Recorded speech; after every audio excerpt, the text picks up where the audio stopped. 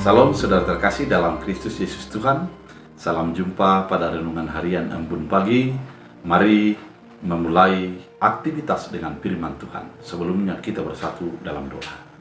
Damai sejahtera Allah yang melampaui segala akal dan pikiran, itulah yang memelihara hati dan pikiranmu dalam Kristus Yesus Tuhan.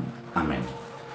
Firman Tuhan untuk kita pada hari ini diambil dari Yakobus 5 ayat 1. Dalam bahasa Batak Angkola dikatakan, hamu akha namora tanis mahamu ma sipang tangiunamu ma sipaingot kon tanis mahamu jana mengandungi harana manan parkacitan mahamu.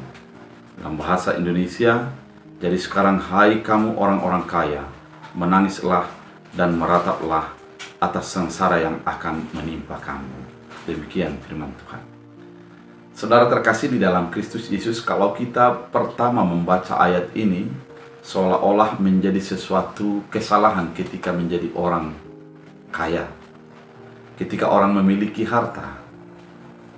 Namun perlu juga kita renungkan mengapa dikatakan menangislah engkau. Ketika kekayaan itu menjadi tujuan hidup, maka disitulah menjadi menangis. Kekayaan bisa saja anugerah daripada Tuhan. Dan dengan kekayaan itu, banyak melakukan hal-hal baik, termasuk di dalam menyebarkan firman Tuhan.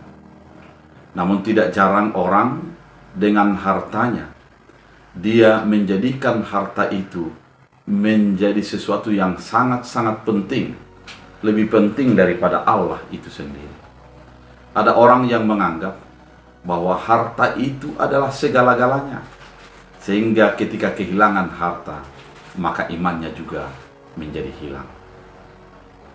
Berapa banyak orang di dunia ini yang fokus hidupnya adalah mengumpul harta dan melakukan segala cara untuk mendapatkan harta, mulai daripada penipuan, kriminal, sampai kepada hal-hal menghilangkan nyawa orang asal mendapatkan harta. Kalau demikian, harta itu akan menjadi sesuatu awal daripada bencana dan hukuman daripada Allah. Itulah makanya dikatakan oleh Yakobus, hai orang kaya, menangislah engkau.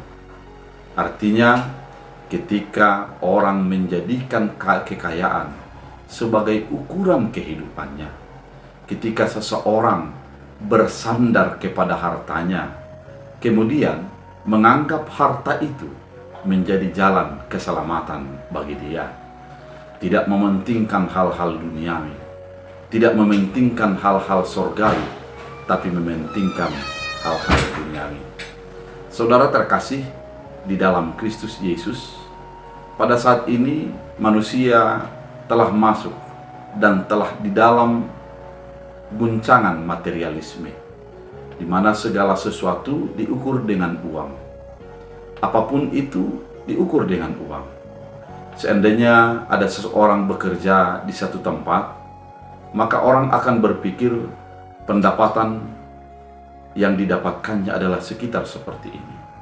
Atau ada orang yang melakukan sebuah pekerjaan, maka orang akan mengatakan, mengapa harganya ataupun nilainya hanya sekian rupiah saja.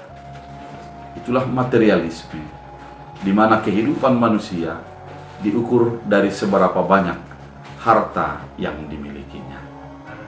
Pada saat ini kita diajak untuk merenungkan bahwa memang harta itu adalah berkat. Harta itu, kekayaan itu adalah anugerah daripada Tuhan.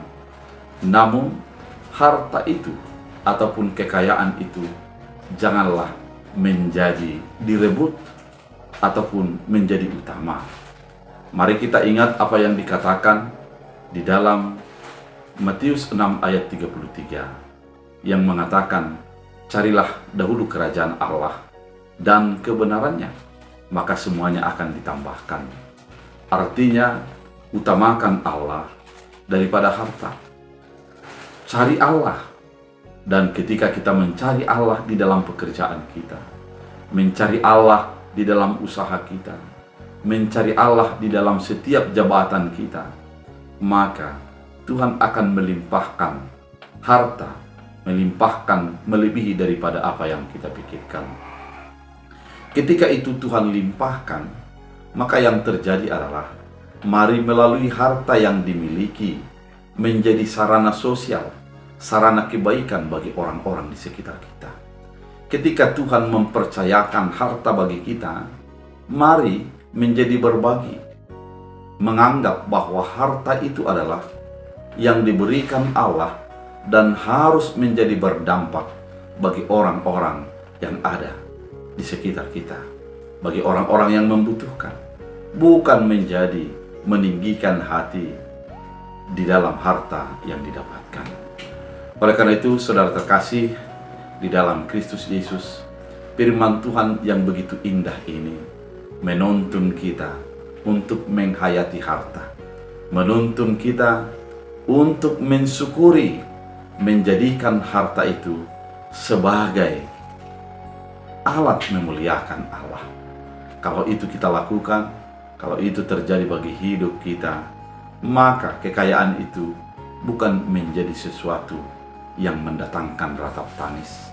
Namun ketika harta itu menjadikan kita semakin tinggi hati, lupa akan Tuhan, maka pada saat itulah menjadi awal ratap tangis dan kertak gigi bagi orang yang menerimanya.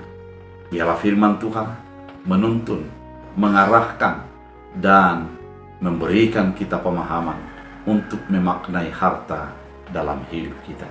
Sehingga sebagai orang percaya, menjadi saluran berkat, menjadi saluran berkat, sekali lagi, menjadi saluran berkat dalam apa yang Tuhan percayakan bagi kehidupan kita. Kita berdoa.